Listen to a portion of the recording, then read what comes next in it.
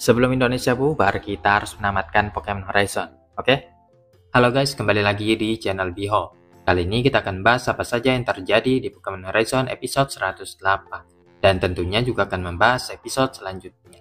Jadi, Pokemon Horizon baru saja memperlihatkan sesuatu yang bikin heboh dan membuka banyak ruang untuk cerita ke depannya. Akhirnya setelah diperlihatkan Nenek Liko di episode sebelumnya, Diana bergabung bersama Rising Voltaker lagi. Bertemu dengan cucunya yang telah menjadi dewasa, dia pun bagikan informasi mengenai Rakvarium dan cara menghancurkan. Namun sebelum itu, dia ingin bertarung dulu melawan cucunya untuk mengetes kemampuan Liko. Nah, langsung aja kita masuk ke pembahasannya. Jadi ceritanya, Liko dan kawan-kawan sedang menunggu kedatangan Diana yang belum muncul-muncul juga.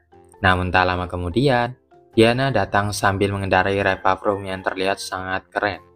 Liko dan kawan-kawan sangat senang bisa bertemu lagi dengan Diana, yang nampaknya tidak mengalami perubahan semenjak setahun yang lalu.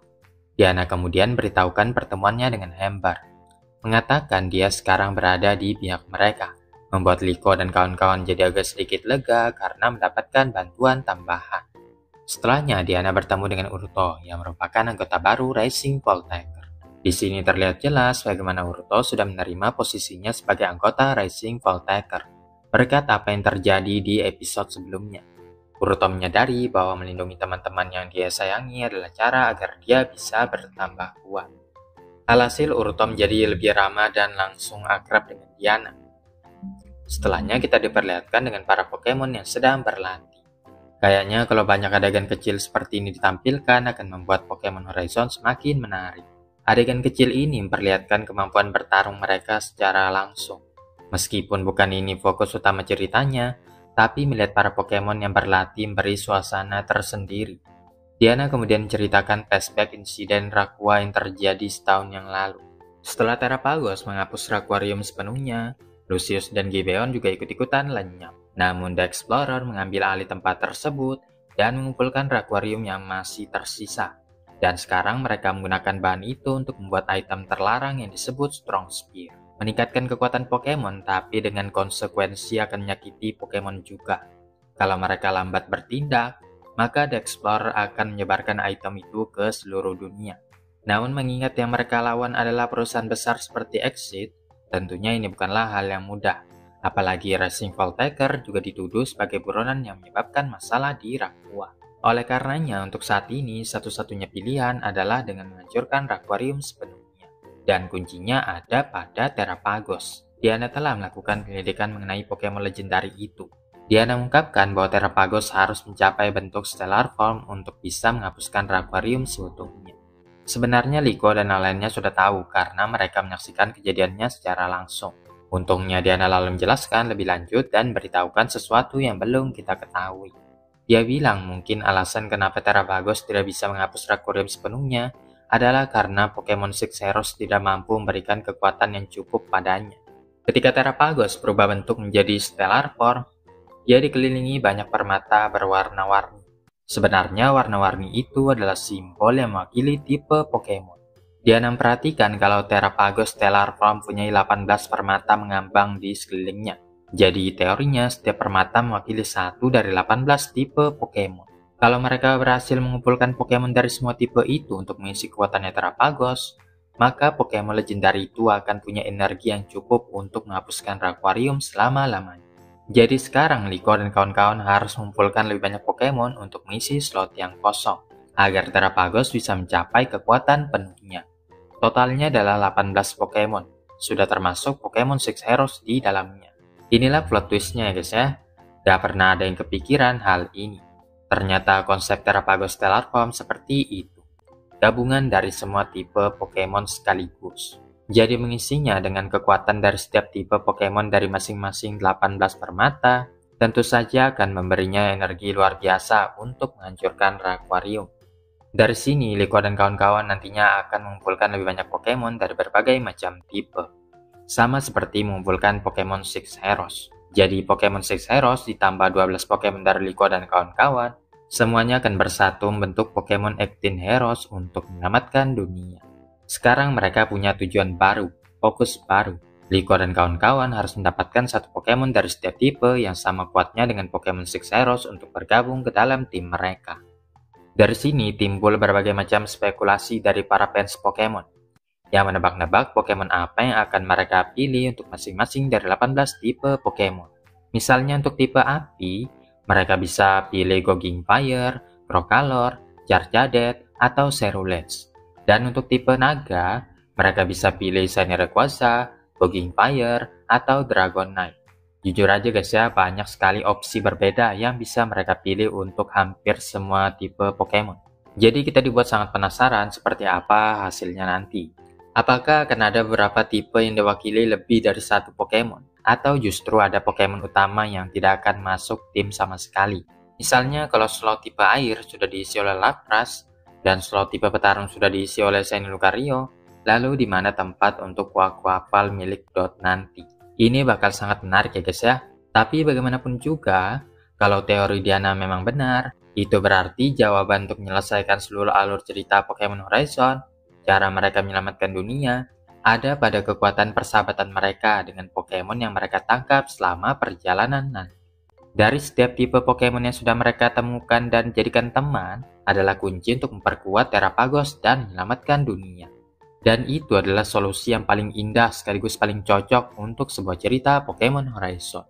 Ini adalah cerita yang belum pernah diberikan oleh anime Pokemon season manapun. Jadi setelah berbicara dengan Hamber, Diana mengatakan bahwa Pokemon Six Heroes sedang ditawan oleh Spinel dan akan dipindahkan ke tempat lain. Jadi target mereka berikutnya adalah membebaskan Pokemon Six Heroes yang tertangkap itu. Pasti pecah sih guys ya. Akan terjadi perang besar-besaran Rising Voltaker versus The Explorer yang melibatkan Pokemon 18 Heroes. Namun sebelum itu, Diana ingin bertarung dulu melawan Charcadet milik Liko. Setelah melihat kemampuannya bisa menyerap api dan matanya merah menyala, Diana mengakui ada potensi tersembunyi dari Pokemon tersebut. Diana kemudian mengajak Liko untuk melatih kemampuan Charcadet itu. Meskipun Liko terkejut, dia pun memenuhi permintaan neneknya tersebut. Tapi yang bikin kecewa adalah Liko yang pakai Miskrada lagi dan lagi. Sebenarnya kita semua suka Miskrada guys ya, tapi kalau dia terus yang dipakai, bosan juga. Miskrada sudah dapat banyak banget spotlight, mulai dari perkembangan karakter sampai pertarungan penting. Sementara Hatterene cuma nganggur di Pokeball, gak dipakai sama sekali. Padahal bisa banget kalau Charcadet team up sama Hatterene. Apalagi mereka membutuhkan setiap tipe Pokemon untuk menghancurkan Raquarium. Dan Hatterene adalah satu-satunya tipe psikis yang mereka punya. Jadi mungkin melatih Hatterene bakal jadi pilihan yang lebih bagus daripada melatih Miskrada untuk yang kesekian kalinya. Bagaimanapun juga pertandingan pun dimulai. Liko mulai dengan memerintahkan Miskrada Flower Trick dan Charcadet Clear Smoke. Namun Diana mengantisipasi dengan memerintahkan Rotom-Wash Discharge untuk melindungi temannya dari serangan tersebut. Ketika Arcanine berupaya menyerang Miskrada dengan Flamethrower, Charcadet dengan sigap melindunginya dengan menyerap serangan api itu. Charcadet kemudian menembakkan Ember, tapi Rotom-Wash bisa menangkisnya dengan Hydro Pump. Nampaknya Rotom-Wash masih belum bisa mengendalikan kekuatannya, dan malah menyemprotkan air ke sembarang arah. Memanfaatkan kesempatan ini, Liko menyuruh Miskrada Flower Trick lagi, dan dia pun sukses menghit Rotom-Wash. Namun ketika Charcadet hendak maju dan bertabrakan dengan Arcanine, rupanya Rotom-Wash sudah siap menghitnya dengan Hydro Pump. Untungnya Miskrada masih sempat menjulurkan tali untuk menyelamatkan Charcadet, mengorbankan dirinya sendiri. Setelah melihat temannya tumbang, Charcadet jadi merasa bersalah. Dan lewat hal itu, Diana mengajarkan sebuah pelajaran penting untuk Charcadet. Walaupun Charcadet selalu ingin jadi yang melindungi teman-temannya, dia tidak bisa selalu melakukan segalanya seorang diri. Teman-teman Charcadet juga bisa melindunginya, sama seperti Charcadet melindungi mereka. Ini jadi momen pembelajaran dan perkembangan yang benar-benar bagus untuk Charcadet.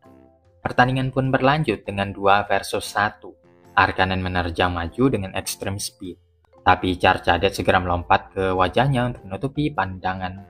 Setelahnya Rotom-Wash menembakkan Hydro Pump, dan Charcadet bergerak menghindar sampai dia bisa menjengkeram Rotom-Wash. Setelahnya Charcadet memutar-mutar Rotom-Wash dan melemparkannya ke udara, lalu menjatuhkannya dengan takedown untuk melumpuhkan Pokemon tersebut. Diana berterima kasih kepada Pokemonnya yang telah berjuang sekuat tenaga. Sekarang pertandingan jadi seimbang dengan Charcadet versus Arcanine. Arcanine melancarkan Flamethrower, yang langsung diserap Charcadet dengan Flash Fire. Dorongan kekuatan besar ini membuat Charcadet mempelajari move baru, yaitu Fire Speed. Keren banget ya guys ya. Rasanya kayak Diana memang sengaja berusaha mancing kekuatan itu dari si kecil Charcadet. Namun demikian, itu tidak berpengaruh terhadap Arcanine yang bisa menerobosnya dengan Extreme Speed untuk menjatuhkan Charcadet. Tumbang tak sanggup lagi melanjutkan pertandingan. Ada banyak yang gak terima dan kesal dengan pertandingan ini, karena Liko sebelumnya sudah pernah ngalahin Diana. Jadi kenapa sekarang dia malah kalah lagi? Tapi ini gak masuk akal sebenarnya guys ya, karena sudah lebih dari setahun yang lalu sejak Liko mengalahkan Diana. Dan selama periode 1 tahun itu, Liko sebagian besar hanya duduk belajar di sekolahan. Dia nggak pernah keluar untuk latihan atau bertarung habis-habisan. Dan orang-orang juga sering lupa kalau bukan cuma karakter utama yang berkembang jadi lebih kuat seiring berjalannya waktu. Diana sendiri juga punya waktu 1 tahun penuh untuk berlatih dan menjadi kuat. Buktinya Diana bisa menangkap Pokemon baru. Hanya karena Diana seorang nenek bukan berarti dia nggak bisa jadi lebih kuat. Dan hanya karena Liko pernah mengalahkan neneknya, bukan berarti dia nggak bisa kalah lagi. Jadi menurutku ini wajar aja. Ketika sedang makan bersama, Diana menyebutkan dia sudah tidak sabar bertemu lagi dengan Propria. Tapi juga terungkap bahwa Ember sebenarnya tidak bisa banyak membantu karena sekarang dia sedang diawasi oleh The Explorer.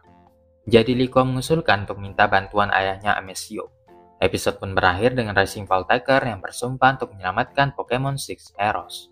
Jadi kesimpulannya ada 12 Pokemon tambahan yang harus ditangkap untuk memenuhi kekuatan Terapagos. Siapa yang cita-citanya ingin melihat 18 Pokemon dikumpulkan oleh Liko dan teman-temannya? Tentunya akan sangat menarik melihat Pokemon-Pokemon baru yang akan mereka kumpulkan. Coba kalian sebutin satu-satu Pokemon dari setiap tipe yang akan dikumpulkan oleh Rising Voltaker. Sekarang kita beralih ke episode berikutnya, di mana fokus utamanya ada pada Tingkatup. Tingkatup sedang mencari besi untuk membuat palu terbaik, dan setelah melihat Corviknight, dia pun mengincar Pokemon itu. Apakah kita akan melihat Tingkatup yang berevolusi menjadi Tingkaton? Jangan lupa juga ada Sango the Explorer yang kembali muncul dan membuat kekacauan. Saksikanlah episode berikutnya guys ya.